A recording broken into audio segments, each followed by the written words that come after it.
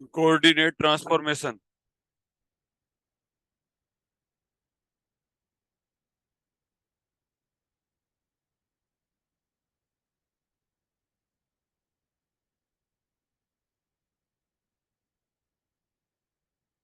Coordinate transformation Hindi में लिख सकते हो निर्देशांक रूपांतरण। कोऑर्डिनेट ट्रांसफॉर्मेशन निर्देशांक रूपांतरण। तो वैसे तो आप जानते ही हो क्या होते हैं। देखो, अगर एक कोई फ्रेम ऑफ रेफरेंस है, ये कोई फ्लाइंग बर्ड है, ये कोई एस फ्रेम मान लो, और ये कोई S test frame of reference मान लेते हैं। ये एस टेस्ट है, ये एस है, ठीक है। ये कोई फ्लाइंग बर्ड है, यहाँ पर एस फ्रेम के अंदर कोई भी ऑब्जर्वर है, वो उसका पोजीशन वेक्टर क्या है? आर वेक्टर है, ठीक है। और अगर यही पोजीशन वेक्टर यहाँ से कितना हो जाएगा? यहाँ से अगर ये जो पर्सन देख रहा है वो कितना देख रहा है? ओ डेज के अंदर ये कह रहा है कि मैं आर डेज दूरी देख रहा हूँ, ठीक है। और अगर सपोज करो ये दोनों फिक्स दूरी पर हैं, तो सपोज करो कि ये कुछ दूरी के ऊपर फिक्स हैं, ठीक है। आर नोट दूरी के ऊपर ये क्या है? फिक्स है। तो इसके अंदर जो भी घटना हो रही है, इसके अंदर जो भी घटना हो रही है, उनका अपन ट्रांसफॉर्मेशन किस तरीके से दिखाएं, वो क्या कहलाता है? कोऑर्डिनेट ट्रांसफॉर्मेशन कहलाता है, ठीक है। वो क्या कहलाता है? कोऑर्डिनेट ट्रांसफॉर्मेशन कहलाता है। तो लिखिए बच्चों, लिखिए द इक्वेशन डिस्क्राइबिंग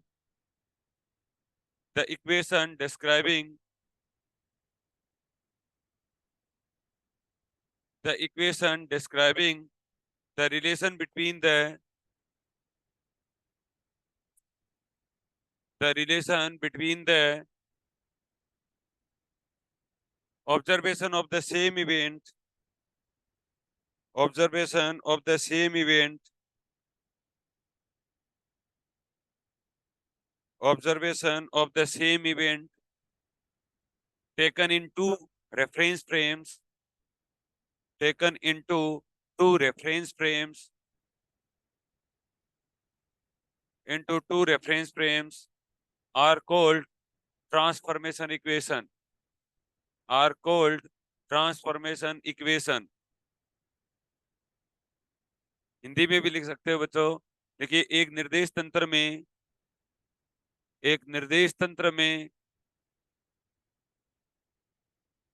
लिए गए प्रेक्षणों को एक निर्देश तंत्र में लिए गए प्रेक्षणों को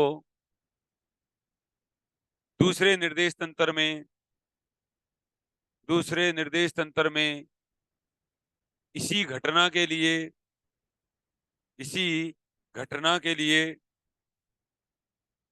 लिए गए प्रेक्षणों से संबंधित लिए गए प्रेक्षणों से संबंधित लिए गए प्रेक्षणों से संबंधित करने वाली समीकरण निर्देशांक रूपांतरण समीकरण कहलाती हैं।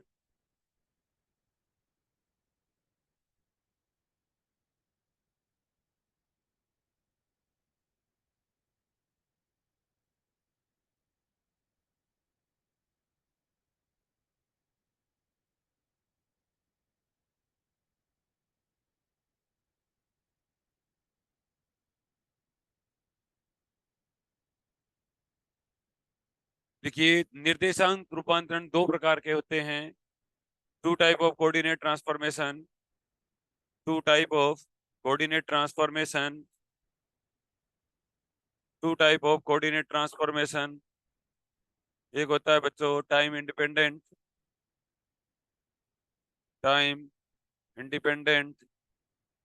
कोऑर्डिनेट ट्रांसफॉर्मेशन, और एक होता है टाइम डिपेंडेंट कोऑर्डिनेट ट्रांसफॉर्मेशन। समय अनाश्रित रूपांतरण समीकरण, समय आश्रित रूपांतरण समीकरण, समय अनाश्रित रूपांतरण समीकरण, समय आश्रित रूपांतरण समीकरण, समय आश्रित रूपांतरण समीकरण समय अनाश्रित रूपांतरण समीकरण। भाई सीधी सी बात पड़ी है कि समय अनाश्रित उसको अपन कहेंगे कि जब एक फ्रेम दूसरे फ्रेम के रेस्पेक्ट में कुछ वेलोसिटी से मूव ना कर रही हो और ये क्या कर रही हो, मूव कर रही हो। ठीक है, तो एक होता है टाइम डिपेंडेंट, एक क्या होता है, टाइम में इंडिपेंडेंट होता है। समझ में आ गया मेरी बात को? तो सबसे पहले लिखिए, पहला टाइम इंडिपेंडेंट कोऑर्डिनेट ट्रांसफॉर्मेशन, समय अनाश्रित रूपांतरण समीकरण, समय अनाश्रित रूपांतरण समीकरण, time independent coordinate transformation, time independent coordinate transformation.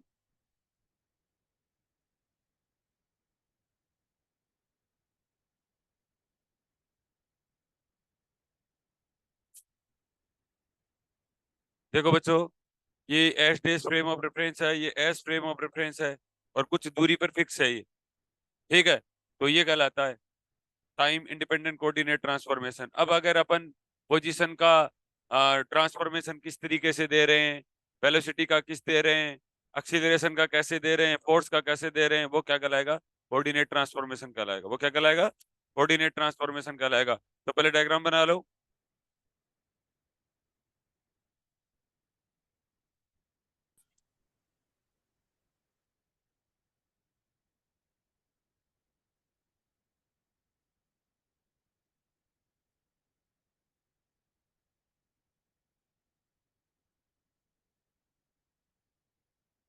ये फ्लाइंग बर्ड जानते हो ना, उड़ता पक्षी।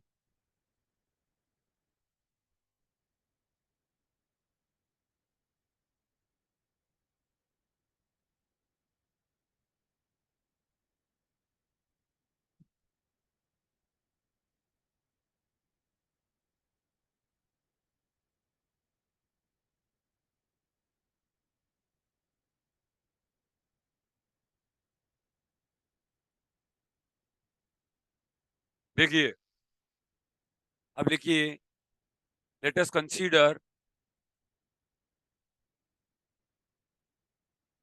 let us consider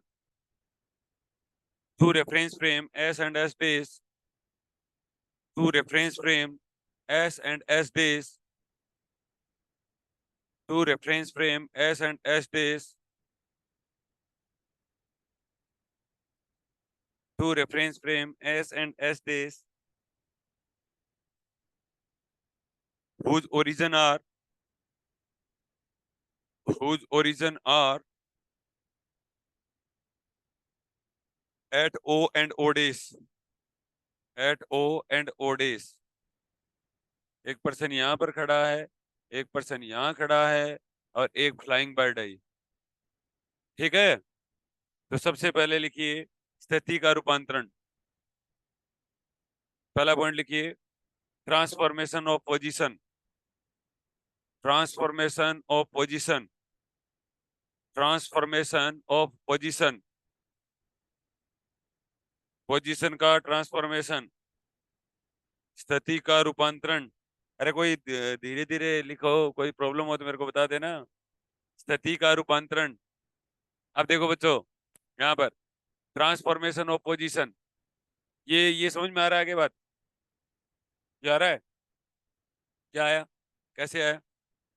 देखो ऐसे मान लो, एक मैं हूं और एक तुम हो, सब सेपरेट सेपरेट मान लो। ठीक है, और एक अपन उड़ते पक्षी को देख रहे हैं।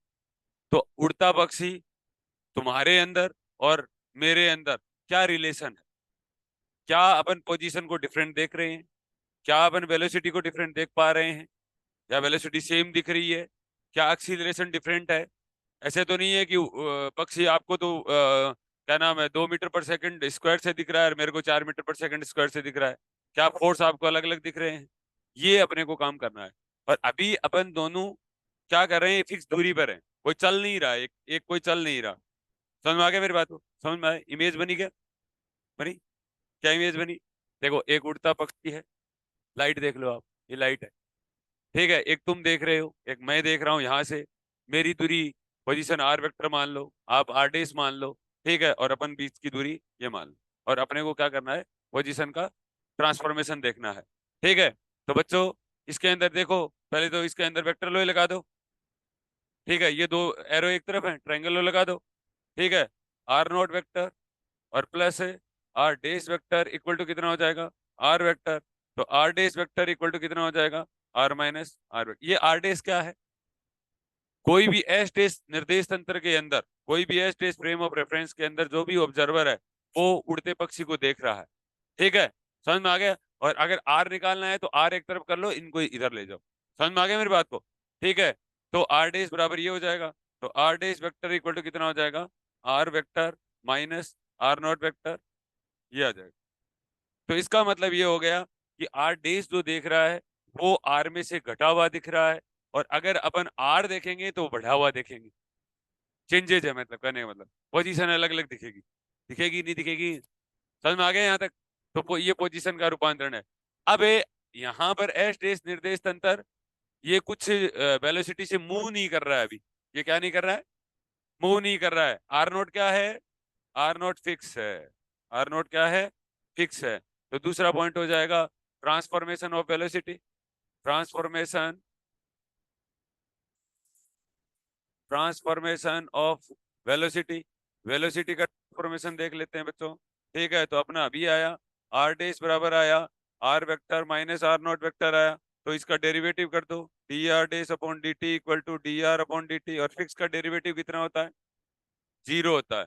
फिक्स का डेरिवेटिव कितना हो जाएगा, जीरो। इसका मतलब वी डेस बराबर भी, जब अपन एक दूसरे से फिक्स दूरी के ऊपर है तो उड़ते पक्षी के ऊपर जो वेग आपको दिख रहा है वही वेग मेरे को भी दिख रहा है। वेग अपना सेम ही है अगर अपन खुद फिक्स हैं तो। समझ में आ गया। ठीक है, अब तीसरा हो जाएगा आपका transformation of acceleration. Transformation of, transformation of acceleration, त्वरण का रूपांतरण। ट्रांसफॉर्मेशन ऑफ एक्सीलरेशन बच्चों, इसका डेरिवेटिव कर दो, D V dash upon D T equal to कितना हो जाएगा, डीवी अपॉन डी टी। तो इसका मतलब क्या हो जाएगा, जितना त्वरण आपको दिख रहा है उतना ही मेरे को भी दिख रहा है। ठीक है पंकज, सो मत, जाग, सो लिया आप, ये बढ़िया है, चुपके चुपके सो लेते हो।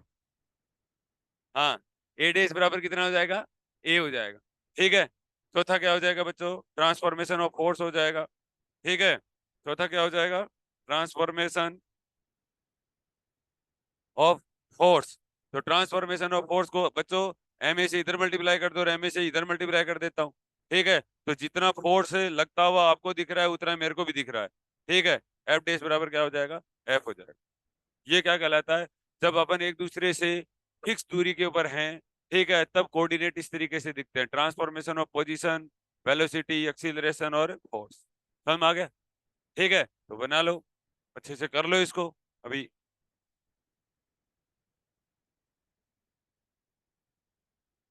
चारों पांचों हेडिंग दे के लिख लो।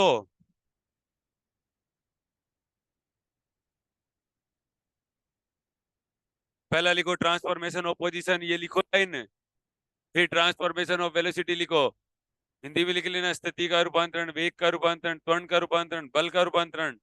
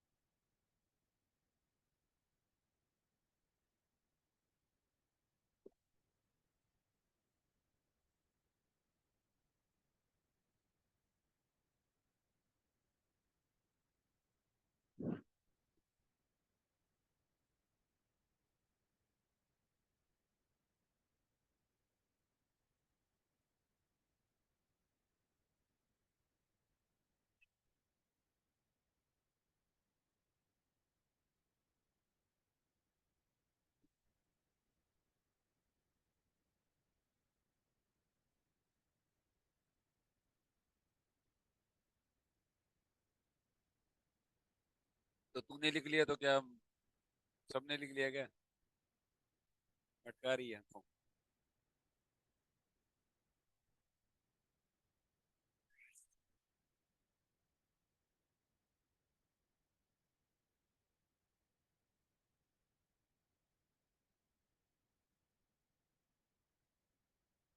क्या करिए?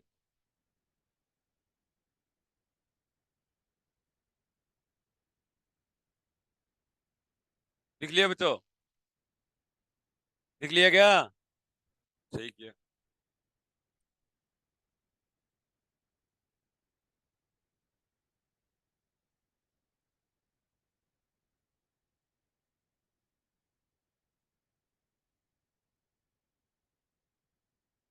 इसका मतलब क्या हुआ बच्चों कि अगर दो फ्रेम एक दूसरे से फिक्स दूरी के ऊपर अगर स्थित हैं, ठीक है, तो सिर्फ अपने को स्थिति अलग अलग दिखती है, बाकी एक्सीलरेशन, वेलोसिटी और फोर्स क्या दिखते हैं? सेम दिखाई देते हैं। समझ में आ गया मेरी बात को? तो लिखिए, नोट देके लिखिए बच्चों। 10 position of A particle, 10 position of A particle will be different, will be different, will be different, will be different in displaced, in displaced, DISPLACED, displaced reference frame S days, reference frame S days, reference frame S days, but the velocity, but the velocity, comma acceleration, velocity, comma acceleration, and force will be same, and force will be same.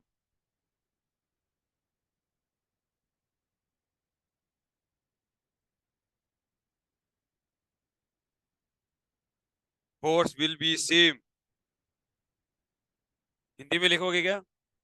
देखिए, अतः है स्थानांतरित निर्देश तंत्र S देश में। नहीं लिखो तो मैं क्यों दुख पाऊं? लिख रहे हो तो बोलो। नहीं लिख रहे क्या? अतः है स्थानांतरित निर्देश तंत्र एस देश में केवल कण की स्थिति, दैट इज स्थिति सदिश का मान ही परिवर्तित होता है, परंतु कण के वेग, परंतु कण के वेग व त्वरण में एस में, त्वरण एस में प्रेक्षित मानों जैसा ही प्राप्त होता है, प्रेक्षित मानों जैसा ही प्राप्त होता है। समझ में आ गया? एक रिजल्ट था ये। अब अपन क्या करवा दे? अब हेडिंग दीजिए time dependent coordinate transformation equation.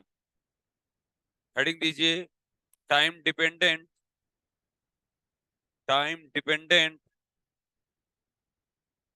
Coordinate transformation equation. Time dependent coordinate transformation equation.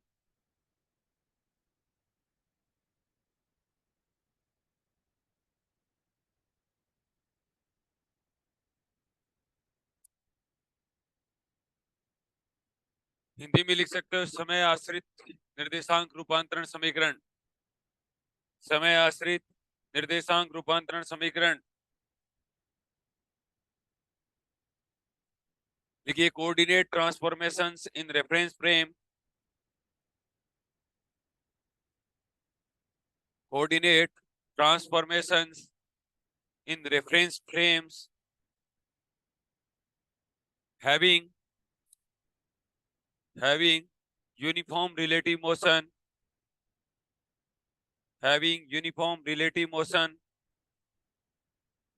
of a transformation।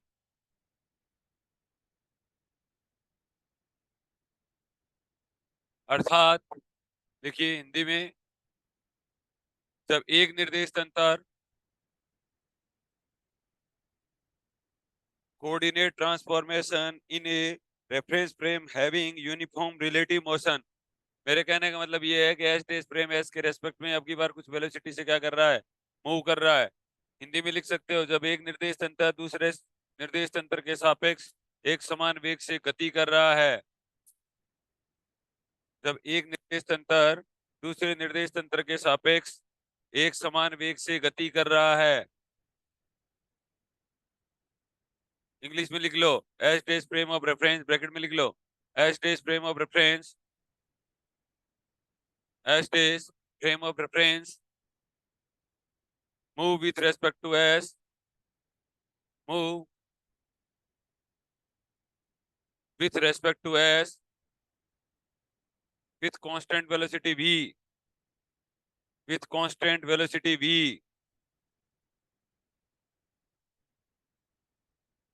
with constant velocity v। देखो तो क्या होगा, अब की बार कुछ नहीं किया मैंने, देखो यहाँ पर सिर्फ क्या करवा दो, S T frame that is R बराबर क्या हो जाएगा, वीटी हो जाएगा। ठीक है, कुछ कांस्टेंट वेलोसिटी से क्या कर रहा है, मूव कर रहा है। तो अब की बार ये एस टी जो निर्देश तंत्र है ना, वो ये क्या कर रहा है, वी वेलोसिटी से क्या कर रहा है, मूव कर रहा है। कैपिटल वी भी लिख सकते हो, ठीक है, स्मॉल वी भी लिख सकते हो। तो पहला आ जाएगा आपका ट्रांसफॉर्मेशन ऑफ पोजीशन। तो ट्रांसफॉर्मेशन ऑफ पोजीशन में कुछ नहीं करना, आर नोट की जगह वीटी लिखना है बस। आर नोट की जगह क्या लिख दोगे, वीटी लिख दोगे, लिख दोगे। यहाँ कोई डाउट है, डाउट है किधर है, तू भी बोल सकती है, ये लड़कियों के लिए भी है। इतने सोच रहे हैं कि हमारे को, हमारे लिए है ही नहीं, तू भी बोल सकती है ऐसे। हाँ, कोई मुंडी लाने में को टैक्स लगता है क्या। हाँ, समझ में तो पता ही है कितनों को आ रहा है कितने को नहीं आ रहा है। हाँ, देखो बच्चों, आर डेस बराबर आर माइनस वी टी हो जाएगा। ठीक है, अब की बार इसका डेरिवेटिव कर दो, तो D R dash equal to D T upon D R upon D T, और माइनस कितना हो जाएगा, वी। तो वी डेस बराबर वी माइनस कैपिटल वी हो जाएगा। अरे बोलो, समझ में आ गया क्या। ठीक है, अब वी कांस्टेंट वेलोसिटी से मूव करने के कारण यहाँ पर क्या हो जाएगा, डीबी अपॉन डी का वैल्यू कितना हो जाएगा, जीरो हो जाएगा। इसलिए ए डेस बराबर यही आएगा, एफ डेस बराबर एफ ही आएगा। अब की बार दोबारा लिख लो ऐसी की ऐसी कहानी, आर नोट की जगह वीटी लिखना है बस, कर लो जल्दी से। ये फ्लाइंग बर्ड दोबारा बना लेना, इसी में आर बराबर वी वीटी लिख दोगे। हमने ऐसे फ्लाइंग बर्ड बहुत देखे। क्या करिए, सुनीता क्या करिए,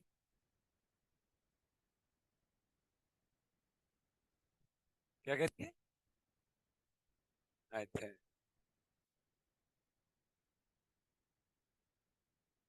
अरे भाई लोगो, तुम तो सही से लिख रहे हो ना, पक्का ना, आऊंगे पास में।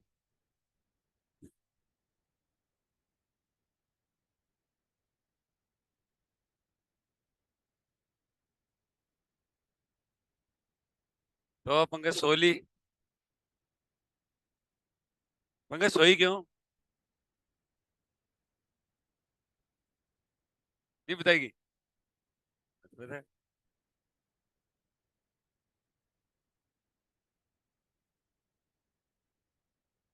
ट्रांसफॉर्मेशन ऑफ पोजीशन, ये देख बोर्ड वाला लिख दे, ऐसा कैसा, तू तू तू खुद खुद की तरफ से क्यों दुख पा रही है, मोहना, अकेली मत दुख पाओ, एक तो हम साथ साथ हैं, संघर्ष पूरा करो। ये बच्चे अकेले ही दुख पा रहे हैं, कहते चलो मैं बिना देखे लिखता हूँ, फायदा क्या है, जब आपको 3 साल में नहीं लिखा गया। ये देख वी कैपिटल लिख, एक तो वी कैपिटल, कैपिटल और स्मॉल में अंतर होता है, कैपिटल वी और स्मॉल वी में अंतर होता है बच्चों, आपको पता है क्या ये बात, पता है, सही ठीक है।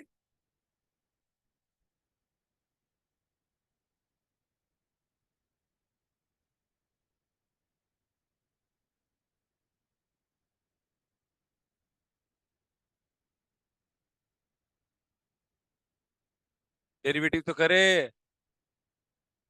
ए डेरिवेटिव, इसका क्या करे, तू देख देख के लिख ले मेरी माता, और सही से लिख, सुन, ए दूसरी लाइन से ही लिख, तूने देख क्या लिख रखा है, आर डेज बराबर आर माइनस कैपिटल वी, एक तरफ पोजीशन लिख रखी है, एक तरफ वेलोसिटी लिख रखी है, पीटी लगाया तो, हाँ, माइनस कैपिटल वी, क्या कह रहे हो, मुझको समझ में आ रहा है इधर है, शाबाश। तू तो इंटेलिजेंट है।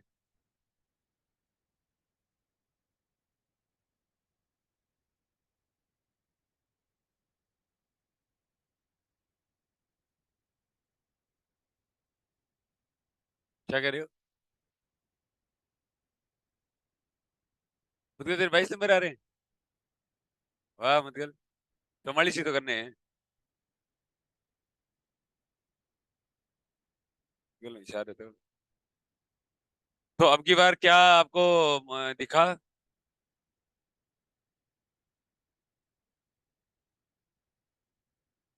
अच्छा एक बात पूछूंगे आपसे, पंकज तेरे से पूछता हूँ, पूछ लोगे तेरे से? ये वेलोसिटी अलग क्यों दिख रही है? तो क्या हुआ, इससे क्या फर्क पड़ता है?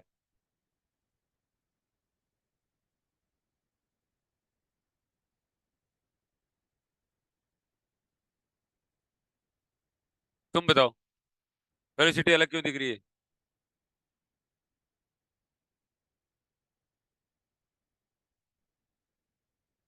समझ रही है मेरी बात को?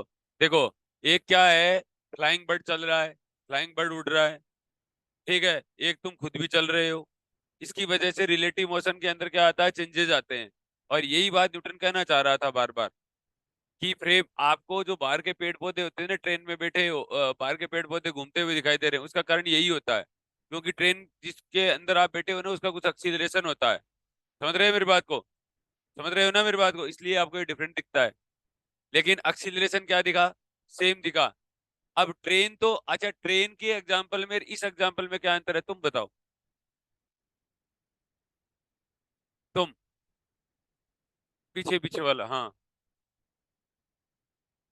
और ट्रेन में तीनों फ्रेम। तो ट्रेन में और इसमें क्या अंतर है, मेरे को ये बताओ पहले। तुम बताओ पहले, हाँ। तुम बताओ पहले। तुम बताओ। या डेमो क्लास में पूछना नहीं है? तुम बताओ, क्या अंतर है? शाबाश, तुम होशियार है। कौन से कॉलेज में पढ़ी हुई हो? सुबह में पढ़ते हो ना, तभी होशियार हो। प्रॉब्लम है तुम्हारी, अरे तुम मूर्ख हो गया यार। बड़ा सीधा सा एग्जाम्पल है। तुम बोलो, हाँ। तुम बोलो गुजर। ट्रेन देखो, एक है ना, यहाँ पर कोई भी बंदा भांग खा के नहीं बैठेगा, मैं पहले बता रहा हूँ। अगर या तो आपको समझ में नहीं आ रही है तो वैसे बताओ आप, ठीक है। और जब तक आपको एक्चुअली में चीजें समझ में नहीं आ रही है ना, तब तक डाउटफुल है। आप है ना, रिलेट तो करो एक बार, कि ट्रेन के एग्जाम्पल में और इस एग्जाम्पल में क्या अंतर है, तुम बताओ गुजर।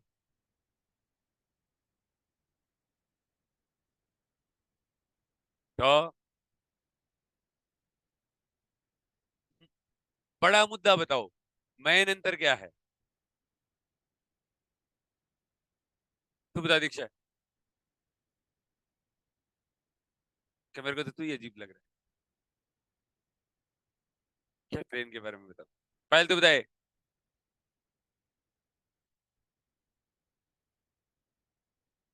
सुनीता तू बताए। सिंपल सी बात है यार, वो ट्रेन, ट्रेन के पास में एक्सीलरेशन होता है, और इसके पास में अपन एक्सीलरेशन की बातें नहीं करें, यहाँ यूनिफॉर्म वेलोसिटी की बात कर रहे हैं। बाकी कोई अंतर नहीं होता है। क्या ट्रेन में अगर आप ट्रेन की खिड़की से झुक के फ्लाइंग बर्ड को नहीं देख सकते? क्या दिक्कत क्या है, देख लो। प्लेटफॉर्म पे बैठा आदमी क्या है, जैसे ये जो बैठा होता है वही होता है। ठीक है, ट्रेन चल रही है, बट वहां पर ए एक्सीलरेशन से वो क्या करता है, तो दैट इज ट्रेन एक नॉन इनर्शियल फ्रेम है। ट्रेन एक क्या है, नॉन इनर्शियल फ्रेम है। और अपन यहाँ पर इनर्शियल फ्रेम की बातें कर रहे हैं। यहाँ पर अपन किसकी बात कर रहे हैं, इनर्शियल फ्रेम की बातें कर रहे हैं, बस इतना समझना है। समझ में आ गया मेरी बात को? आया? शाबाश। काला अक्षर भैंस बराबर, कुछ ही बढ़ा दो चाहे, हमें कौन सा दिमाग लगाना है।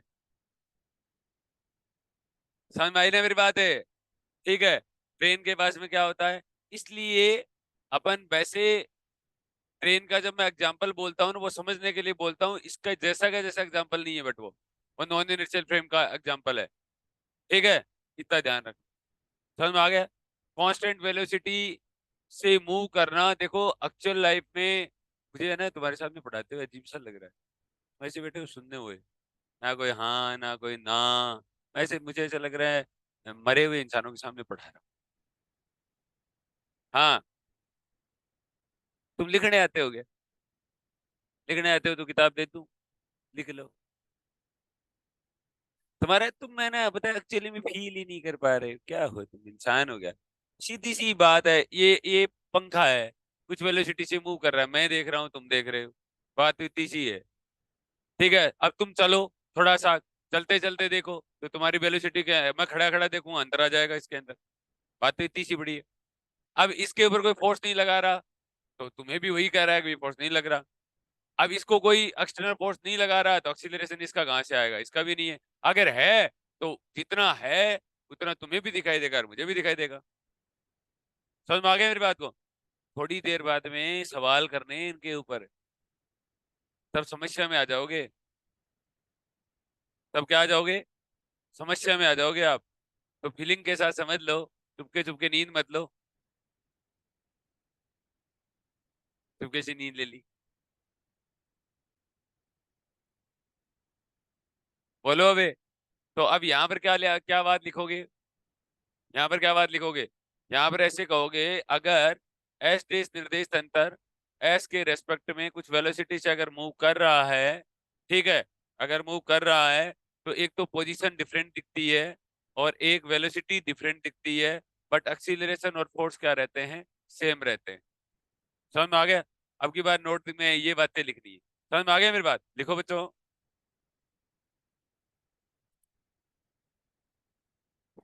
लिखिए, दस इन ट्रांसफॉर्मेशन, दस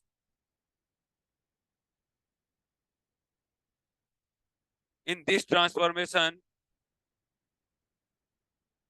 thus in this transformation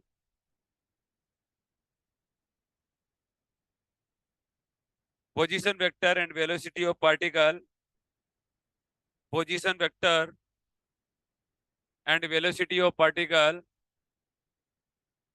and velocity of particle will change according to according to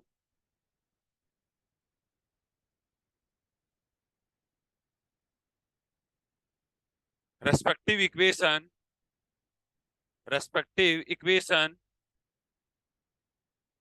respective equation, but the acceleration will be same, but the acceleration will be same.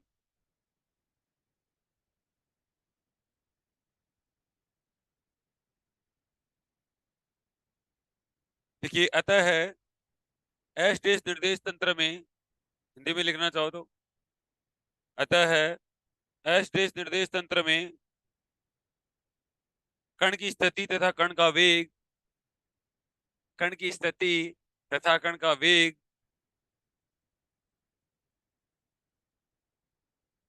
ही परिवर्तित होगा, ही परिवर्तित होगा, किंतु कण के त्वरण, किंतु कण के त्वरण तथा बल निर्देश तंत्र एस में, निर्देश तंत्र एस में प्रेक्षित मानों जैसा ही प्राप्त होंगे, प्रेक्षित मानों जैसा ही प्राप्त होंगे। बताओ, सही लगा क्या? देखो बच्चों, ये तो है कोऑर्डिनेट ट्रांसफॉर्मेशन है, ये तो क्या है? कोऑर्डिनेट ट्रांसफॉर्मेशन है। अब आपको एक बात बताऊं कि कोऑर्डिनेट ट्रांसफॉर्मेशन और गैलीलियन ट्रांसफॉर्मेशन में क्या अंतर होता है? What is the difference between the Galilean transformation and coordinate transformation? हाँ, तुम बताओ प्रिया।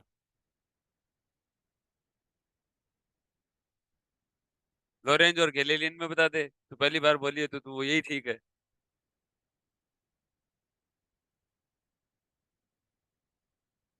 शाबाश। हाँ, गैलीलियन ट्रांसफॉर्मेशन और कोऑर्डिनेट ट्रांसफॉर्मेशन में क्या अंतर है बताओ? देखो कोऑर्डिनेट ट्रांसफॉर्मेशन के अंदर अपन एस डेस फ्रेम को और एस एस डेस फ्रेम में भी इनर्शियल और में भी नॉन इनर्शियल, ठीक है। बट जब गैलीलियन ट्रांसफॉर्मेशन बात करते हैं, कोऑर्डिनेट ट्रांसफॉर्मेशन की तो बातें वो भी वही करता है, कोऑर्डिनेट ट्रांसफॉर्मेशन की बातें तो वो भी वही करता है, बट वो वहां इनर्शियल ही इनर्शियल फ्रेम की ही बात करेगा। एस टी भी इनर्शियल होगी और एस भी इनर्शियल होगी, दैट इज वो दो इनर्शियल फ्रेम की ही बात करेगा। एक नॉन इनर्शियल और एक इनर्शियल, या दोनों नॉन इनर्शियल, या दो एक इनर्शियल या एक नॉन इनर्शियल की बातें नहीं करेगा, वो दोनों ही इनर्शियल की ही बातें करेगा। समझ में आ गया? अब यहाँ पर इसके अंदर एस डेस में भी नॉन इनर्शियल, एस में भी इनर्शियल, कुछ भी हो सकता है यहाँ तो। समझ में आ गया? तो ये एक कोऑर्डिनेट जो ट्रांसफॉर्मेशन है ये एक जनरलाइज फॉर्म है। कोऑर्डिनेट जो ट्रांसफॉर्मेशन है वो एक क्या है? जनरलाइज फॉर्म है। समझ में आ गया? जबकि गैलीलियन ट्रांसफॉर्मेशन के अंदर अपन दोनों ही जो निर्देश तंत्र जो लेते हैं वो दोनों ही क्या होंगे? इनर्शियल होते हैं, ठीक है। तो इसलिए ये दोनों बातें अलग अलग हैं। हेडिंग दीजिए गैलीलियन ट्रांसफॉर्मेशन, हेडिंग दीजिए बच्चों गैलीलियन ट्रांसफॉर्मेशन।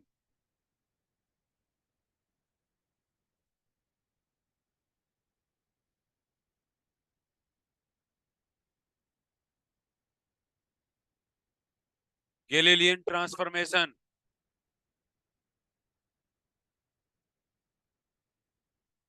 क्योंकि मैं बता रहा हूं ना, एस डेस तो ए एक्सीलरेशन से मूव ही करवा सकता है, ठीक है। मतलब कहने का मतलब होता है गैलीलियन ट्रांसफॉर्मेशन तो इनर्शियल फ्रेम की बात करेगा, ठीक है। इनर्शियल फ्रेम का बात करने का मतलब वो न्यूटन्स लॉ को समझाएगा, अब न्यूटोनियन रिलेटिविटी को समझाएगा। अब आपको बताइए कि न्यूटोनियन रिलेटिविटी तब नहीं समझा सकते आप जब एक नॉन इनर्शियल फ्रेम की बात कर रहे हो, अदरवाइज उसके अंदर क्या लगाओ आप? स्यूडो फोर्स लगाओ। समझ में आ गया?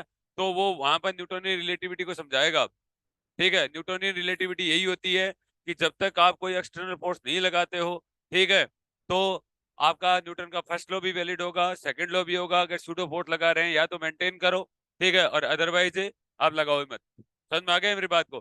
तो आपका न्यूटोनियन जो रिलेटिविटी है उसका पहला यही लॉ होता है कि एक फ्रेम, एक इनर्शियल फ्रेम दूसरे इनर्शियल फ्रेम के रेस्पेक्ट में अगर कांस्टेंट वेलोसिटी से अगर मूव करता है तो एक फ्रेम के अंदर फिजिक्स के लॉ लागू होते हैं, तो दूसरी फ्रेम के अंदर भी फिजिक्स के लॉ लागू रहेंगे। वो फिजिक्स के लॉ लागू करवाना चाह रहा है, अब लागू करवाएगा। अब अदरवाइज तो उसका मुद्दा ही खत्म हो जाएगा। अगर एक नॉन इनर्शियल लिया और एक इनर्शियल लिया तो मुद्दा ही खत्म हो जाएगा उसका, क्यों कराना है? बाद में तो ऑब्वियस ही बात है न्यूटन्स लॉ वैलिड ही नहीं होंगे, तो ये बात करेगा ही नहीं वो, ठीक है। समझ में आ गया मेरी बात को? ठीक है। तो अब जैसे देखो, कहने का मतलब है अपन ने जो जहां जाना चाह रहे हैं वो है, जहां अपन जाना चाह रहे हैं वो है क्या है? एक तो अपन न्यूटोनियन रिलेटिविटी को समझाएंगे, एक अपन आइंस्टाइन थ्योरी को समझाएंगे, और उसके अंदर दोनों ही इनर्शियल फ्रेम की ही बात की जाती है, इसलिए यहाँ पर इनर्शियल कर रहे हैं। अब नॉन इनर्शियल की बात भी कर सकते हो, बट वो सूडो फोर्स होकर वो दूसरा चैप्टर है, अभी ये नहीं है। समझ में आ गया? तो अपन इसलिए गैलीलियन ट्रांसफॉर्मेशन करते हैं। समझ में आ रहा है? आ गया? पक्का? ठीक है। देखो बच्चों गैलीलियन ट्रांसफॉर्मेशन, तो गैलीलियन ट्रांसफॉर्मेशन में कोई ज्यादा बात नहीं है। बातें वही है कि एक अगर इनर्शियल फ्रेम दूसरे इनर्शियल फ्रेम के रेस्पेक्ट में अगर या तो कोई कांस्टेंट वेलोसिटी से मूव कर रहा है या कोई फिक्स पोजीशन के ऊपर है, ठीक है, तो जो अपन ट्रांसफॉर्मेशन जो इक्वेशन देंगे वो क्या कहलाएंगे? गैलीलियन ट्रांसफॉर्मेशन कहलाएंगे। सबसे पहले ये गैलीलियन ने बताया था। समझ में आ गया? वो गैलीलियन ने क्या किया था? ये रिश्ते स्टेब्लिश किए थे, ये इक्वेशन क्या की थी? स्टेब्लिश की थी। तुम्हें कुछ समझ में भी आ रहा है मैं जो बात बोल रहा हूँ? ये अजीब सा लग रहा है तुम्हें? अजीब सा ही लग रहा है? ऐसे नॉर्मली पूछा मैंने। हाँ, समझ में आया मेरी बात को? ठीक है। अब देखो बच्चों, तो अपनी मुद्दा तो वही रहेगा, देखो, ठीक है। तो लिखो गैलीलियन रूपांतरण समीकरण किसे कहते हैं? लिखिए, if the position of A point, if the position of A point, if the position of A point relative to one inertial frame, relative to one inertial frame, relative to one inertial frame is given,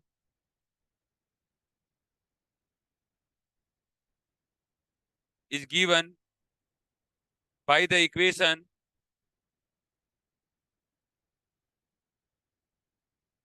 by which the is given by the equation by which the position of a same point the position of a same point the position of a same point describe relative to describe relative to describe relative to other inertial frame other inertial frame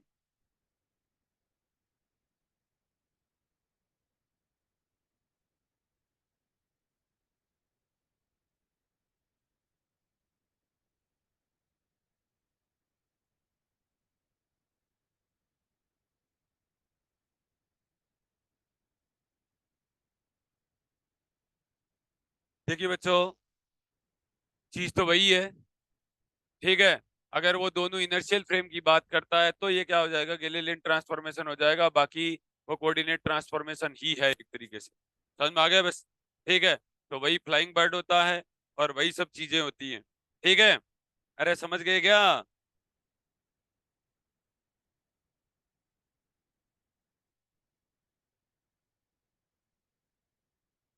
तो पहला लिखिए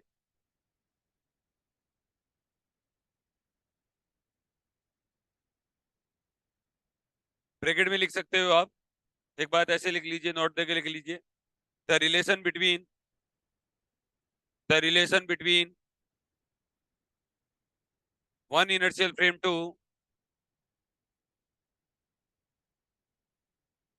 the relation between one inertial frame to other inertial frame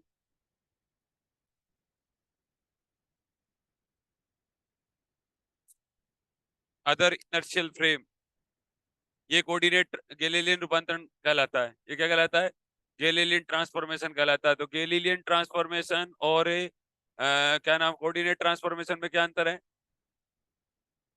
हाँ दोनों ही क्या होती हैं inertial frame होती हैं उसके अंदर may be inertial may be inertial may be non inertial may be inertial और may be non inertial may be inertial ऐसा हो सकता है बट यहाँ नहीं चलेगा ठीक है तो फिर अपन एक गैलीलियन की पर्टिकुलर इक्वेशन आएंगी ठीक है जो हमेशा आपको क्या करनी पड़ेंगी याद करनी पड़ेंगी जो हमेशा क्या करनी पड़ेंगी याद करनी पड़ेंगी ठीक है तो पहला लिखिए when both inertial frame पहला पॉइंट लिखिए when both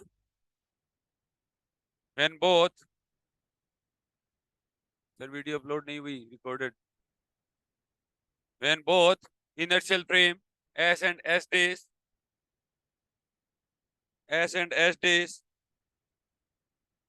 कहाँ रिकॉर्ड नहीं हुई रहा है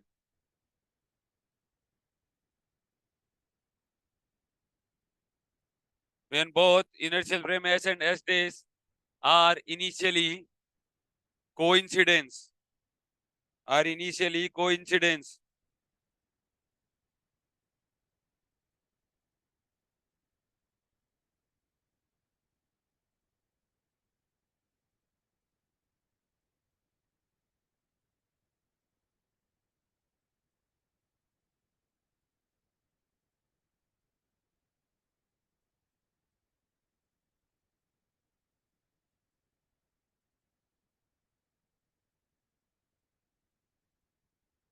स्कूल लेक्चर 2021 में नहीं हुई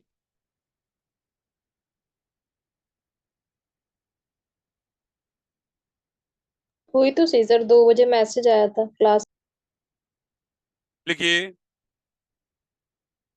when पहला पॉइंट हाँ लिख दिया ना अब ये क्या कह रहा है अब इसकी लैंग्वेज से समझो देखो when both reference frame s and s days क्या बोला आर कोइंसिडेंस का मतलब ये होता है बच्चों कि एक दूसरे के ऊपर संपातित है ये मतलब ओ एंड ओ डेस एक ही जगह है क्या है ओ और ओ डेस एक क्या है एक ही जगह है ऐसे मान लो या तो और या ऐसे मान लो कि है ना ये दोनों एक दूसरे से क्या है फिक्स दूरी पर है ये दोनों क्या है एक दूसरे से फिक्स दूरी पर है तो मैंने पहले फिक्स दूरी पर कर लेता हूँ बातें वही है, देखो बच्चों, एस डेस फ्रेम है और ये फ्लाइंग बर्ड है और ये आपका पोजीशन वेक्टर आर है और ये पोजीशन वेक्टर आपका आर डेस है और ये फिक्स दूरी पर है, तो बातें वही हो गई। अब बस गैलीलियन ट्रांसफॉर्मेशन का मतलब ये हो गया एस डेस और एस डेस दोनों इनर्शियल फ्रेम है, तो दोनों इनर्शियल फ्रेम है, तो क्या हो रहा है, पहला ये हो रहा है बच्चों, आर डेस बराबर आर माइनस आर नोट हो गया, ठीक है। दूसरा क्या हो रहा है, बी डेस बराबर कितना हो गया, बी हो गया। तीसरा क्या हो रहा है, ए डेस बराबर कितना हो गया, ए हो गया। चौथा क्या हो रहा है, एफ डेस बराबर कितना हो गया, एफ हो गया। समझ में आ गया मेरी बात को? अब ये बात कहना चाह रहा है ये इसी को ही। अब सपोज करो आर डेस बराबर एक्स डेस आई केप, वाई डेस जे केप और जेड डेस अगर के केप है, और आर वेक्टर इक्वल टू कितना है, एक्स आई केप, वाई जे केप और जेड के केप है, ठीक है। समझ में आ गया मेरी बात को? तो अपन क्या लिख सकते हैं, और ये सेम आर नोट बराबर क्या लिख दोगे, X naught I cap, Y naught J cap और जेड नोट है के केप। अब ये कहने का मतलब ये हो गया, यहाँ पर एक चीज और आपको ध्यान रखनी है, रखोगे ध्यान? क्या ध्यान रखोगे यहाँ पर, कि जिस डायरेक्शन के अंदर एस डेस फ्रेम जा रहा है ना, ठीक है, जो चेंजेस आएंगे ना वो उसी डायरेक्शन में ही आएंगे, इतना ध्यान रखना है आपको। समझ में आ गया मेरी बात को? चेंजेस जो आएंगे वो उसी उसी डायरेक्शन में आएंगे, ठीक है। तो आप यहाँ पर ऐसे कह सकते हो कि आर नोट को अपन एक ही डायरेक्शन में मान सकते हो, कोई भी डायरेक्शन में मान लो चाहे, ठीक है, क्योंकि एस डेस निर्देश तंत्र एस के रेस्पेक्ट में मान लिया एक्स एक्सिस में मूव कर रहा है, S dash frame move with respect to s in x axis, अपन ये मान लेते हैं x axis में मूव कर रहा है। तो आप यहाँ से क्या लिखोगे बच्चों, तो x डेस बराबर क्या लिख दोगे, x और माइनस x नोट इंटू कितना लिख दोगे, t लिख दोगे। समझ में आ गया? सॉरी, x नोट लिख दोगे, ठीक है। y डेस बराबर कितना लिख दोगे, y डेस बराबर y आएगा ओनली, ठीक है। z डेस बराबर कितना आ जाएगा बच्चों, z आ जाएगा, ठीक है। ये इतनी बात लिखनी है, यही होता है गैलीलियन ट्रांसफॉर्मेशन एक तरीके से। समझ में आ गया मेरी बात को? ठीक है। दूसरी बात, यहां से अगर आप ये करोगे, अगर अक्स एक्सिस में कर सकते हो वैसे तो जनरलाइज फॉर्म में भी लिख सकते हो, उससे कोई दिक्कत वाली बात नहीं है, ठीक है। अब यहाँ पर वी डेस बराबर क्या लिखोगे, अब ये दोनों एक दूसरे के ऊपर क्या है, कोइंसिडेंस है, मतलब फिक्स दूरी के ऊपर है। क्या है, फिक्स दूरी के ऊपर है, तब तो ये होगा। अब मैं अगर एस डेस फ्रेम को एस के रेस्पेक्ट में क्या करवा दूं, कांस्टेंट वेलोसिटी से अगर मूव करवा दूं, तो ये वी डेस वाला और चेंजेस आएगा, ठीक है। तो पहला पॉइंट लिख लो आप,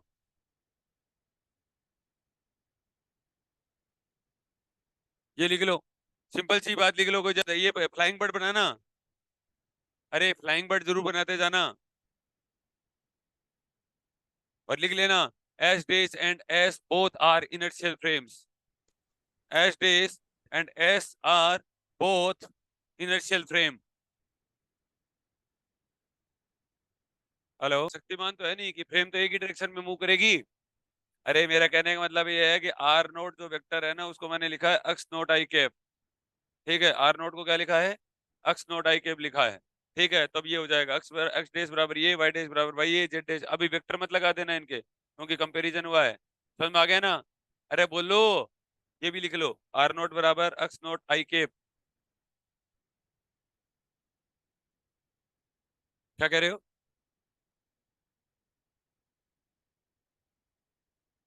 कोइंसिडेंस का मतलब ऐसे लिख दो, फिक्स दूरी पर है, ठीक है, at a fix distance.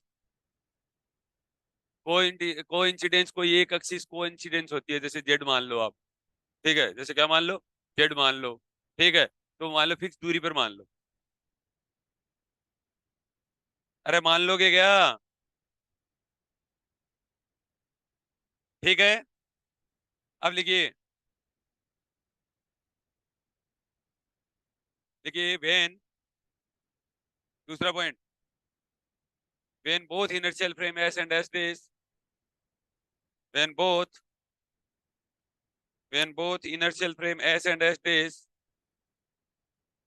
When both inertial frame S and S dash are not coincidence. अरे कोइंसिडेंस का मतलब नहीं समझे गया, कोइंसिडेंस का मतलब होता है वो फिक्स दूरी पर है। कोइंसिडेंस का मतलब ये मत कर देना ओ और ओ डेज एक ही जगह, ये मत कर देना। कोइंसिडेंस का मतलब होता है वो कुछ कुछ फिक्स दूरी पर है लेकिन अलग अलग दूरी पर खड़े हैं। समझ में आ गया मेरी बात को? ठीक है, तो लिखिए when both inertial frames s and s days are not coincidence initially, are not coincidence initially.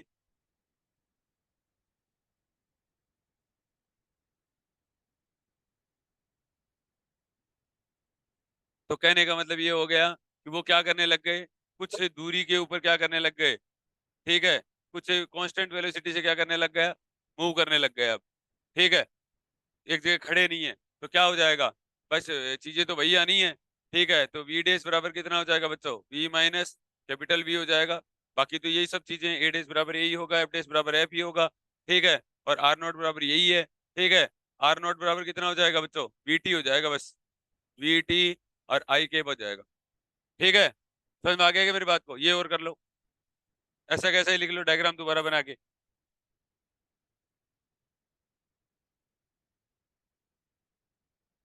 तो अब कई बार आपको ऐसा लग रहा होगा कि भाई कि जो अपन ने वो किया था, शुरुआत वाला जो कोऑर्डिनेट ट्रांसफॉर्मेशन किया था, इसमें क्या अंतर है, तो बस यही अंतर है कि ये दोनों इनर्शियल फ्रेम की बात कर रहा है, और वहां पर वो इनर्शियल नॉन इनर्शियल की भी बातें कर सकता है, वो किसी की भी बातें कर सकता है, ठीक है ना, हो गया क्या।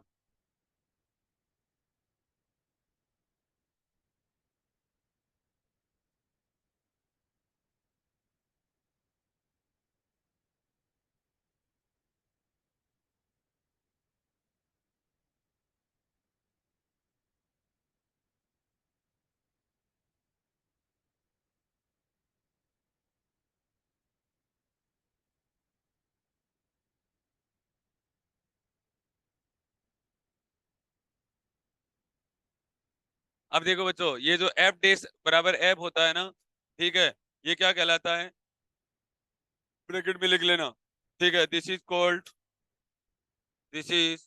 कॉल्ड गैलीलियन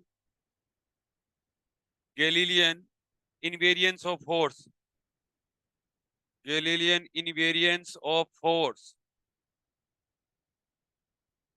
ठीक है, ये क्या कहलाता है, गैलीलियन की बल निश्चलता का नियम कहलाता है, न्यूटनियन रिलेटिविटी यही होता है, ठीक है, अरे समझ गए क्या मेरी बात को, कहने का मतलब अगर एफ डेस बराबर एफ है, ठीक है, तो इसका मतलब हो गया कि न्यूटन का पहला नियम और न्यूटन का दूसरा नियम लागू है, और उसको अपन क्या कहते हैं, इनर्शियल फ्रेम कहते हैं, तो एक फ्रेम दूसरे फ्रेम के रेस्पेक्ट में अपन ने देखो, अब है ना, तुम समझने की कोशिश करो एक बार, देखो बच्चों, क्या कह रहे हैं, इनर्शियल फ्रेम के अंदर मानते हो कि नहीं मानते हो कि एफ एफ एक्सटर्नल बराबर जीरो होता है, एफ एक्सटर्नल बराबर जीरो होगा तो न्यूटन का पहला नियम भी लगेगा, लगेगा, ये दोनों बात मान ली। अब अपन ने क्या करवाया, इसके अंदर क्या करवाया, एस डेस फ्रेम एस के रेस्पेक्ट में कांस्टेंट वेलोसिटी से अगर मूव कर रहा है, ठीक है, यहाँ पर भी इनर्शियल फ्रेम की बात की, यहाँ पर भी इनर्शियल फ्रेम की बात की, तो इनर्शियल फ्रेम की जब बात की, तो इनर्शियल फ्रेम की अपन ने जब बातें की, ठीक है, तो यहाँ से आप देख सकते हो कि जितना एक इनर्शियल फ्रेम के अंदर जो घटना घटित हो रही थी, वही दूसरी इनर्शियल फ्रेम के अंदर लग रहा है, तो एफ डेस बराबर क्या आया, एफ आया, इसका मतलब ये हो गया, एक फ्रेम के अंदर अगर न्यूटन्स लॉ लागू है, और एक फ्रेम दूसरे फ्रेम के रेस्पेक्ट में अगर कांस्टेंट वेलोसिटी से अगर मूव कर रहा है, तो दूसरे फ्रेम के अंदर भी न्यूटन्स लॉ क्या रहेंगे, लागू रहेंगे, इसी को क्या कहते हैं, गैलीलियन का निश्चलता का नियम कहलाता है, गैलीलियन इनवेरिएंट कहलाता है, ठीक है, इससे कोई फर्क नहीं पड़ेगा, कहने का मतलब ये हुआ कि अगर सपोज करो, अच्छा इस बात का मीनिंग समझ गए क्या, अगर मैं किसी ट्रेन के अंदर बैठा हूं, और वो ट्रेन अगर कांस्टेंट वेलोसिटी से अगर मूव कर रही है, और एक प्लेटफॉर्म पे आदमी बैठा है, ठीक है, दोनों, तो अगर कोई चिड़िया उड़ रही है, उसके ऊपर जितना भी फोर्स लग रहा होगा या जो भी एक्सीलरेशन वो देख रहा है ना, उतना ही ट्रेन में बैठा आदमी देख रहा है, ठीक है, और न्यूटन्स लॉ यही होता है, समझ में आ गया, न्यूटन्स लॉ यही होता है, एक्सीलरेशन नहीं आना चाहिए, समझ में आ गया, सूडो फोर्स नहीं लग रहा है उसके ऊपर, अदरवाइज तो उसको कुछ और दिखाई देता, अदरवाइज उसको क्या देता, और दिखाई देता। अब जैसे देखो, दोनों एग्जांपल में मैंने बड़ा डिस्टिंक्शन किया है, आपको पता है क्या, मैंने ट्रेन को ऐसे कहा है कि ट्रेन क्या नहीं कर रही है, कुछ एक्सीलरेशन से मूव नहीं कर रही है, मैंने ऐसा नहीं बोला है, मैंने कहा ट्रेन कांस्टेंट वेलोसिटी से मूव कर रही है, मैंने ऐसे बोला है, तब आपको बाहर के पेड़ पौधे घूमते हुए दिखाई नहीं देंगे, अब नहीं दिखे, और बाहर के पेड़ पौधे घूमते हुए दिखाई नहीं दे रहे, इसका मतलब वहां पर जितना फोर्स लग रहा है, तो ट्रेन में बैठे हो तब भी आपको उतना ही फोर्स लग रहा है, तभी नहीं दिख रहे, और इसी को न्यूटन रिलेटिविटी का लॉ बोलते हैं, समझ में आ गई मेरी बात? पोजीशन डिफरेंट होगी, वेलोसिटी डिफरेंट होगी, बट एक्सीलरेशन और फोर्स में कोई चेंजेस नहीं आएगा। अब आपसे ये पूछा जाएगा गैलीलियन निश्चितता का नियम क्या है, आप कह देना एफ डैश बराबर है, आप क्या कह देना, एफ डैश बराबर एफ कह देना। अरे समझ रहे हो कि नहीं समझ रहे हो, क्या समझे? हाँ सर। हाँ,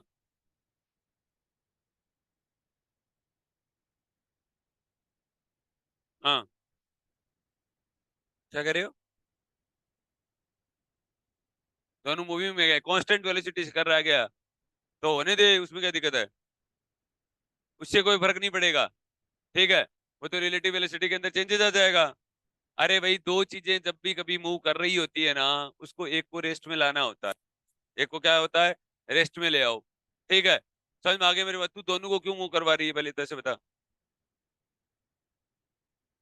चलो ठीक है, ऐसे मान लो कि एक चलती, एक कांस्टेंट वेलोसिटी से ट्रेन क्या कर रही है, मूव कर रही है, एक क्या कर रही है, दूसरी भी क्या कर रही है, ट्रेन मूव कर रही है कांस्टेंट वेलोसिटी से अगर मूव कर रही है, और एक वो उड़ती हुई चिड़िया को क्या देख रहे हैं, वो दोनों के ऊपर तब भी उसी उस केस के अंदर भी वो चिड़िया को सेम ही देखेंगे, कोई फर्क नहीं पड़ता उससे।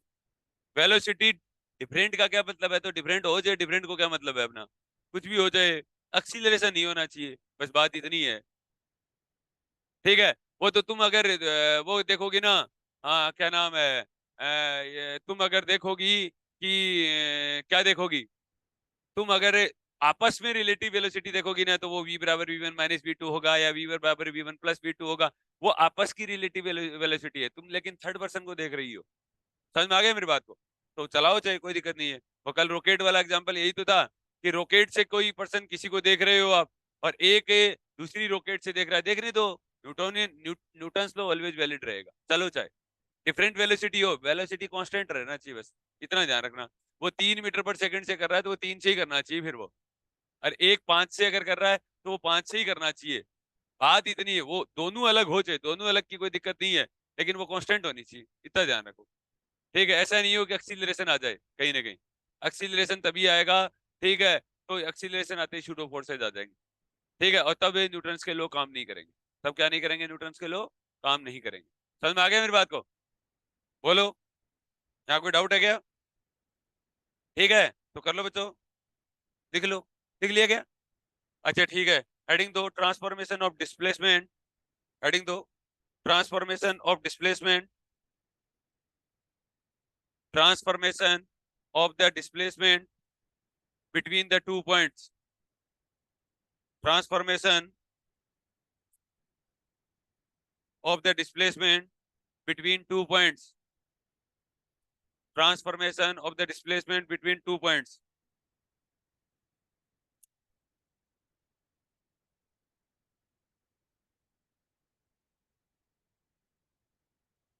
देखो बच्चों, अब ये देखो, ये एस देश निर्देश तंत्र है, ठीक है, और ये क्या है, एस निर्देश तंत्र है, ठीक है, और ये 2 पॉइंट है, और ये 2 पॉइंट है। तो आपको पता है मैं क्या बताना चाह रहा हूँ, मैं ये बताना चाह रहा हूँ कि 2 पॉइंट के बीच की दूरी कभी चेंज नहीं होती है, अगर एक फ्रेम दूसरे फ्रेम के रेस्पेक्ट में कांस्टेंट वेलोसिटी से अगर मूव कर रही है, तो किसी भी फ्रेम से देखो आप चाहे, कोई चेंजेज नहीं आता, ये भी बड़ा इसका रिजल्ट है।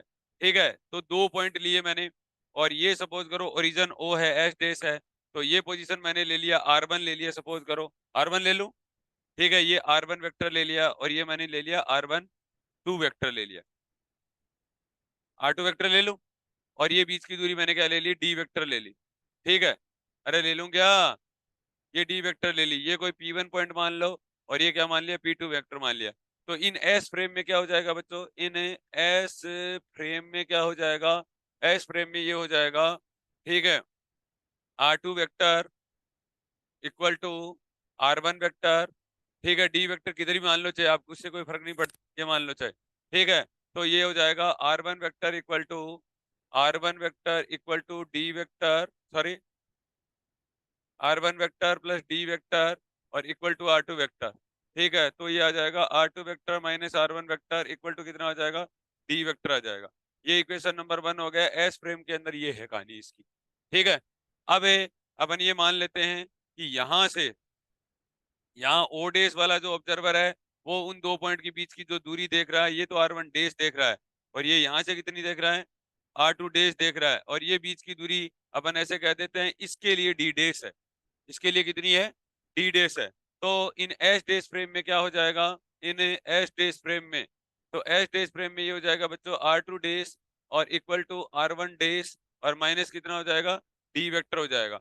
तो R2 डेज डी डेज कह दो, R2 dash minus R1 dash equal to कितना हो जाएगा, D डेज वेक्टर हो जाएगा। अरे हो जाएगा ना, ठीक है।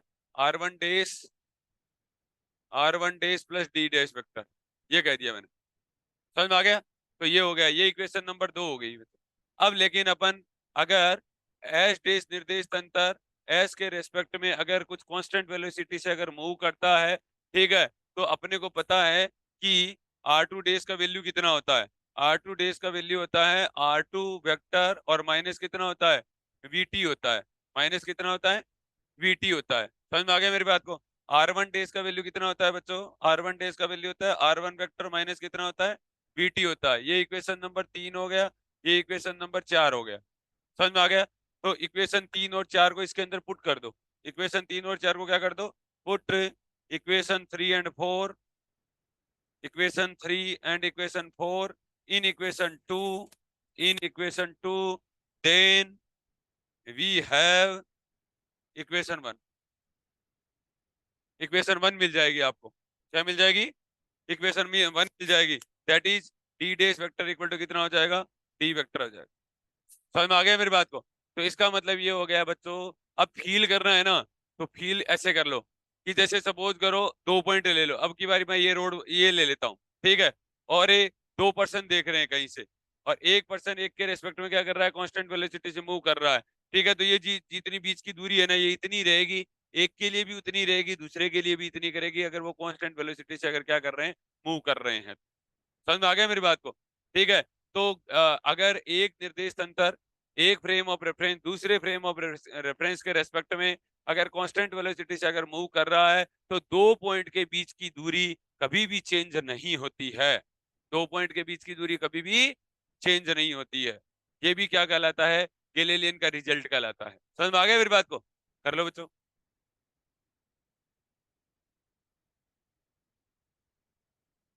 हिंदी में लिख सकते हो, दो बिंदुओं के मध्य विस्थापन का रूपांतरण,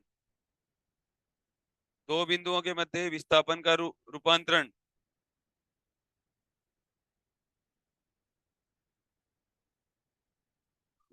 हो, हो, हो, हो, हो,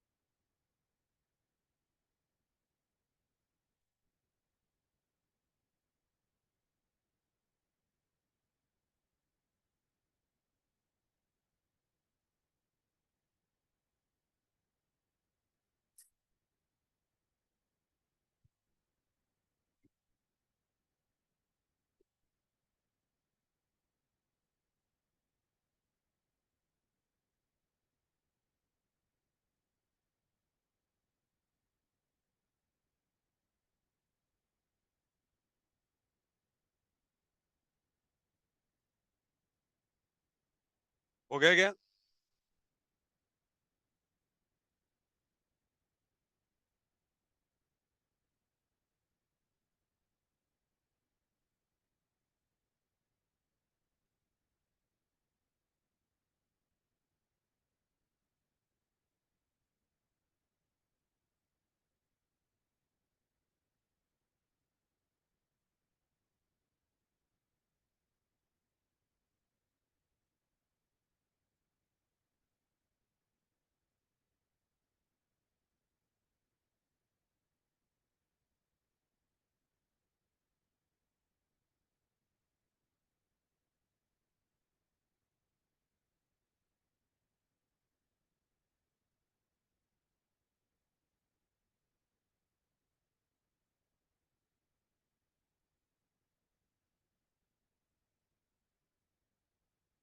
या पुट करके देख लेना एक बार।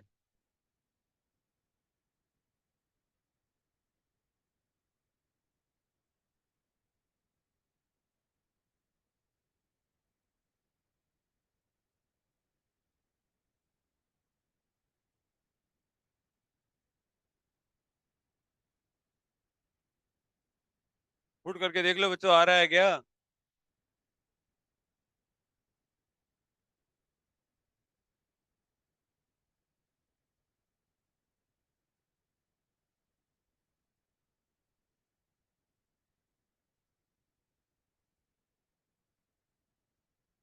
मुश्किल आ रहा है क्या?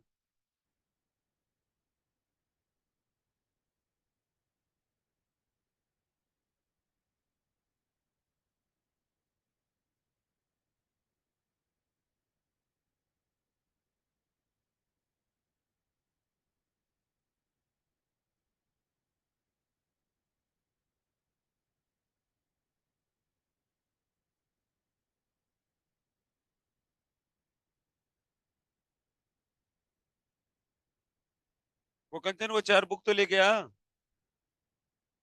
हाँ। हाँ, हो गया क्या बच्चों? तो लिखिए,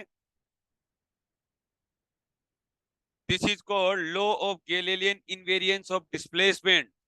this is called this is called Galilean invariance of displacement. This is called Galilean invariance of displacement. This is called Galilean invariance of displacement. This is called Galilean invariance of displacement.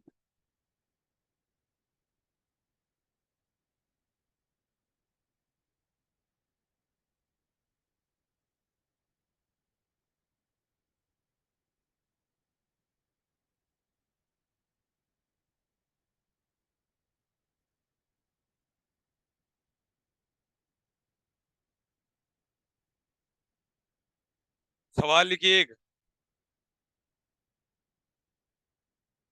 सवाल लिखिए बच्चों, Galilean transformations,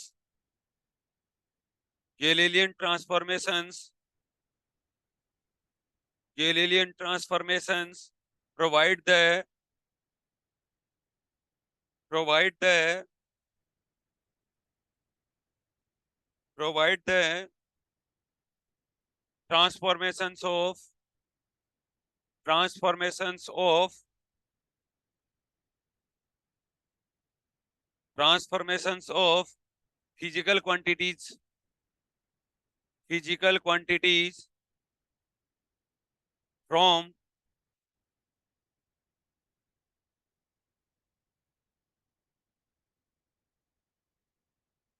पहला लिखिए, an inertial frame of reference, an inertial frame of reference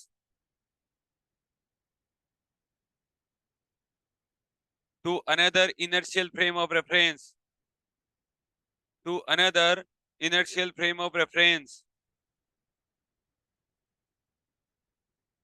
दूसरा point लिखिए, an accelerated frame of reference, an accelerated frame of reference, an accelerated frame of reference to another accelerated frame of reference, to another accelerated frame of reference, an accelerated frame of reference to another accelerated frame of reference। तीसरा लिखिए, a rotatory frame of reference, ROTATRY, rotatory frame of reference to another rotatory frame of reference, ROTATORY, rotatory frame of reference। चौथा लिखिए, a Cartesian coordinate to, चौथा लिखिए, a Cartesian coordinate to, ये option है तो 1 2 3 4 क्यों नहीं लिख रही? या लिखी बन रही? A Cartesian coordinate to another spherical polar coordinate system, spherical polar coordinate system. Hindi में लिखना चाहोगे? हिंदी में लिखाओगे बच्चों? गैलीलियन रूपांतरण भौतिक राशियों के रूपांतरण को प्रदर्शित करता है। पहला है एक जड़त्वीय निर्देश तंत्र से दूसरे जड़त्वीय निर्देश तंत्र में। अगला है एक त्वरित निर्देश तंत्र से दूसरे त्वरित निर्देश तंत्र में। तीसरा एक ध्रुवीय निर्देश तंत्र से दूसरे घूर्णी निर्देश तंत्र में। चौथा है एक कार्तीय निर्देश तंत्र निकाय से दूसरे गोलीय ध्रुवीय निर्देशांक निकाय में। पायल कौन सा ऑप्शन है? पायल बताएगी। पायल कौन है? बता।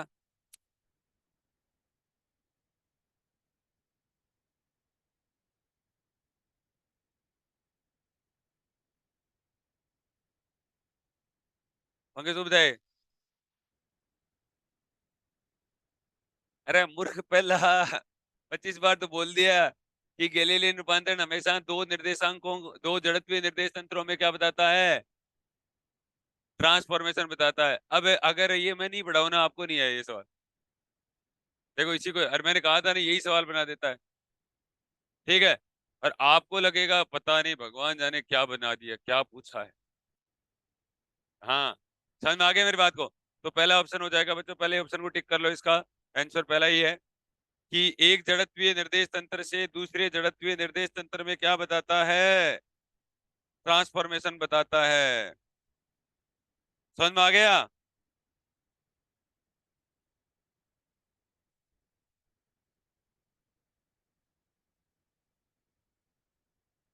क्या कह रहे हो? हाँ, तो ये गैलीलियन नहीं बताता है, ये कोऑर्डिनेट ट्रांसफॉर्मेशन तो होता है, बट ये तो वो है, क्या नाम है, ये कोऑर्डिनेट सिस्टम से दूसरे कोऑर्डिनेट सिस्टम में रिलेशन है वो तो। गैलीलियन ने नहीं बताया था लेकिन ये। ठीक है ना? एक सवाल वो लिखे बच्चों। if small m mass is if mass m small m sorry if a particle have mass small m, देखिए if a particle have mass small m and velocity v,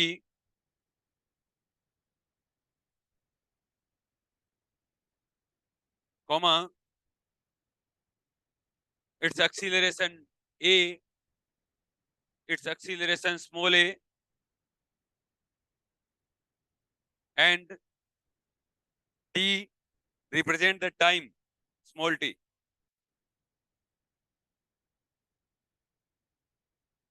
comma the quantities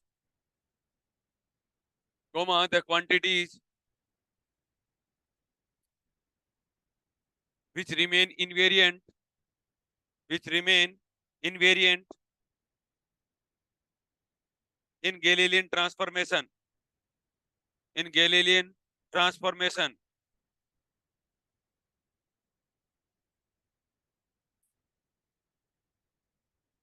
पहला option हो जाएगा बच्चों MVA, दूसरा option हो जाएगा MB, तीसरा option हो जाएगा MAT, चौथा ऑप्शन हो जाएगा VAT। बताइए गैलीलियन ट्रांसफॉर्मेशन के अंदर कौन सी तीन फिजिकल क्वांटिटी निश्चर रहती हैं? ये बता रहा है। तो आपने देखा होगा मास तो रहता ही रहता है, ठीक है, वेलोसिटी नहीं रहता है, ठीक है, मास रहता है, एक्सीलरेशन रहता है और टाइम रहता है। ठीक है, तो कहने का मतलब समझ गए ना?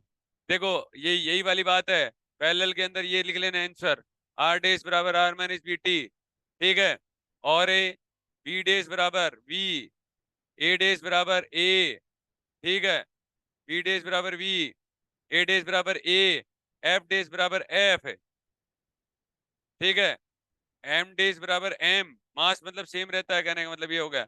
और एक इसकी जो इक्वेशन होती है ना वो ये होती है, देखो अक्स डेज बराबर अक्स माइनस बी टी, ठीक है, अक्स डेज बराबर X minus B T, Y dash बराबर वाई, जेड डेज बराबर जेड, और टी डेज बराबर टी।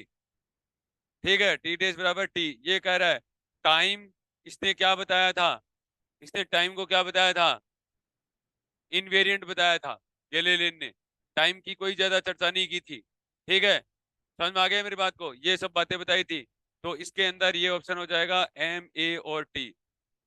अब ये सवाल भी अगर आपके आ जाए ना व्यक्ति के जीवन में, आप इसमें भी मार खा दो। ये लिख लो, ये साइड में लिख लो ऐसी बातें। ये सोच रहे हैं यार खुद के लिए लिखा है, मैं खुद के लिए नहीं लिखा, तुम्हारे लिए लिखा है, मैं तो पास हूँ, मैंने तो पढ़ लिया जितना पढ़ना था।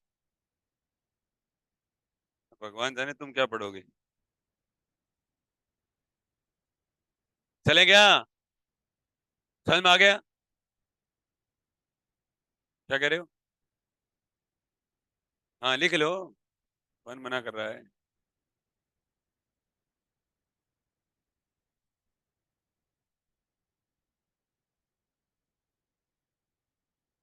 इंटरेस्ट आया कि नहीं है। हाँ देखो बच्चों, अगला लिखिए, invariance of law of conservation of momentum, Galilean रूपांतरण में संवेग संरक्षण की निश्चरता।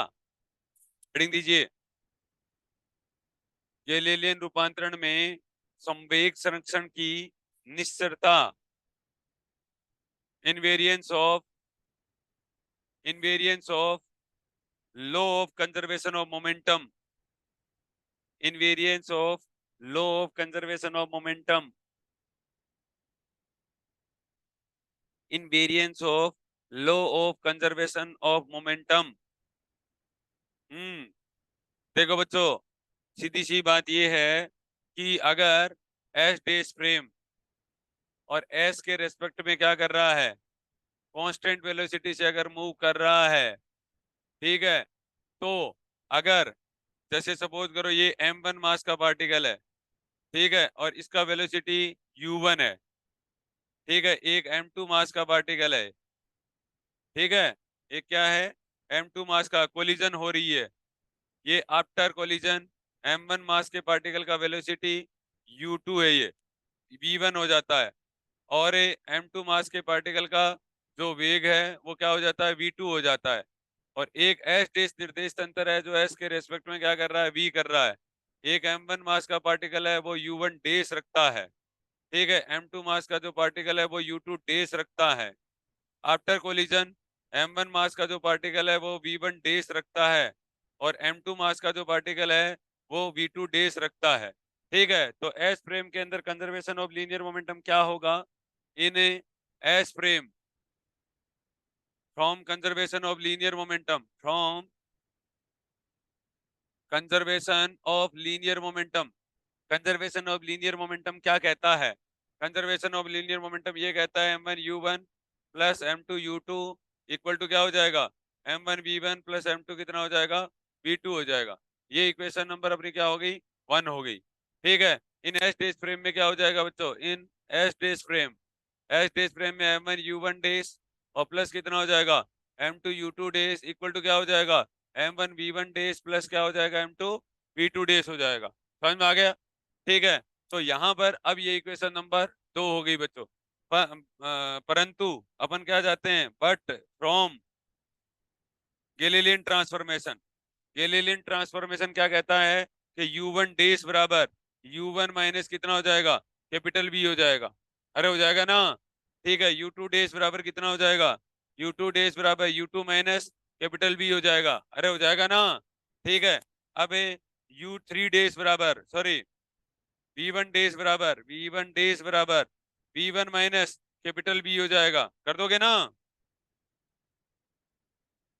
ठीक है, अरे समझ में आ गया ना। ठीक है, अब v2 डेज बराबर, v2 डेज बराबर v2 माइनस कितना हो जाएगा, कैपिटल बी। इन सबको इक्वेशन नंबर 3 बोल दो। ठीक है, तो आप क्या बोलोगे अब की बार, put equation 3, put equation 3 in equation 2, in equation 2 we have equation 1, we have equation 1। इसका मतलब conservation of linear momentum always conserved रहता है। अगर एस डेस फ्रेम दूसरे फ्रेम के रेस्पेक्ट में कांस्टेंट वेलोसिटी से अगर मूव करता है तो conservation of linear momentum always क्या रहेगा, कंजर्व्ड रहेगा, इनवेरिएंट रहेगा। ठीक है, तो लिख लो बच्चों।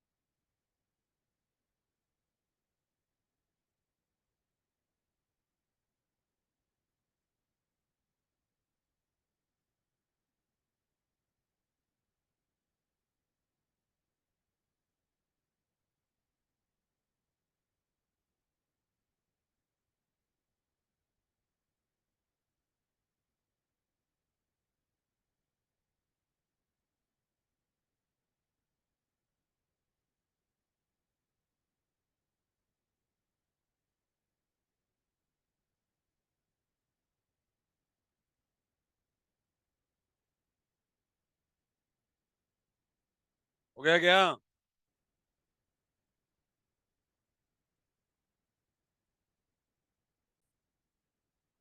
Thus, law of conservation of linear momentum. Thus, law of conservation of linear momentum. Thus, law of conservation of linear momentum. Invariance in all inertial frames.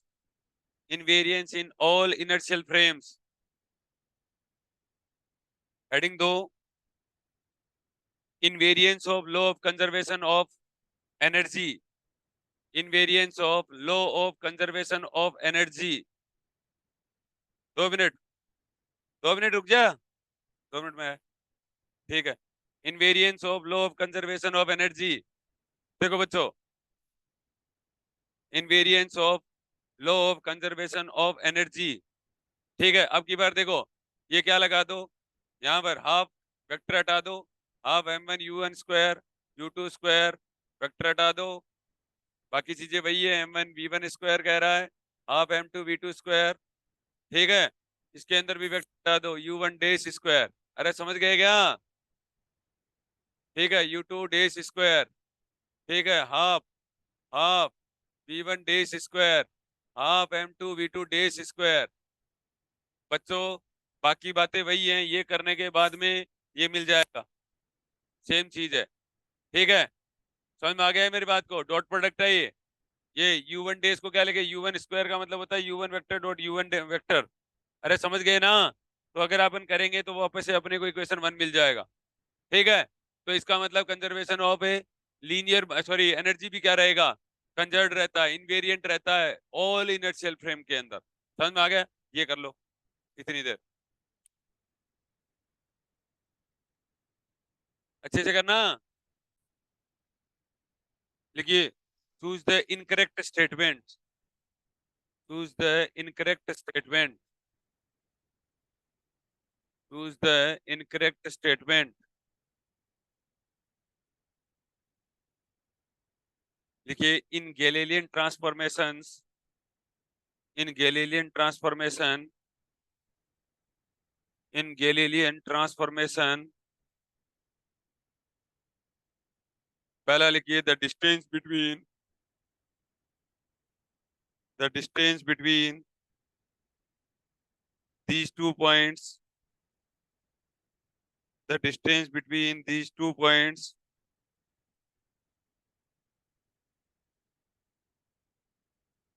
the distance between these 2 points are invariant, are invariant,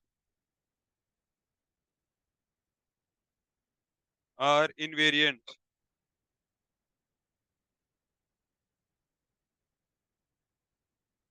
दूसरा लिखिए, the velocity remains invariant, the velocity remains invariant,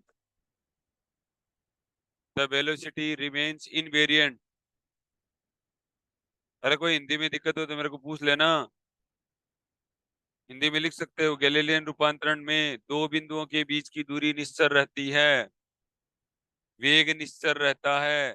तीसरा लिखिए, the acceleration remains invariant, the acceleration remains invariant, त्वरण निश्चल रहता है। चौथा लिखिए, संवेग संरक्षण का नियम निश्चल रहता है, conservation of law of conservation of linear momentum remains invariant, conservation of linear momentum remains conserved, remains invariant.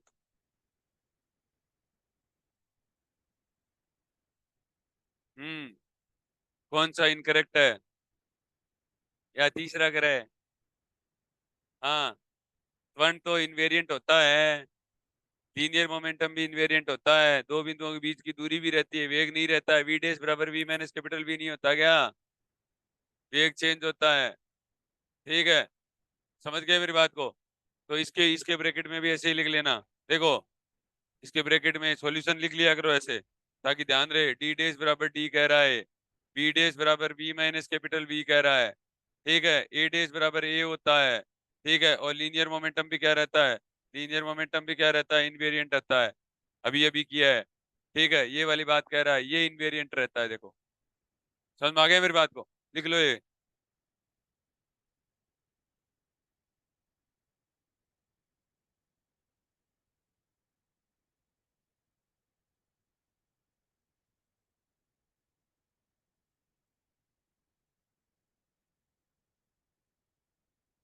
समझ में आई बातें? अच्छा लगा ना? ये पहला जो आपका चैप्टर है ना, ये गैलीलियन के ऊपर ही है सारा का सारा। ठीक है, अब इसके ऊपर अपन क्या करेंगे, सवाल करेंगे। अब इसके ऊपर अपन क्या करेंगे, सवाल करेंगे। ठीक है, अब उससे पहले अपन एक स्टेटमेंट और लिखना पड़ेगा आपको, ठीक है, न्यूटोनियन रिलेटिविटी का। ठीक है, जो कि अपन क्या करेंगे, कल लिखेंगे। ठीक है।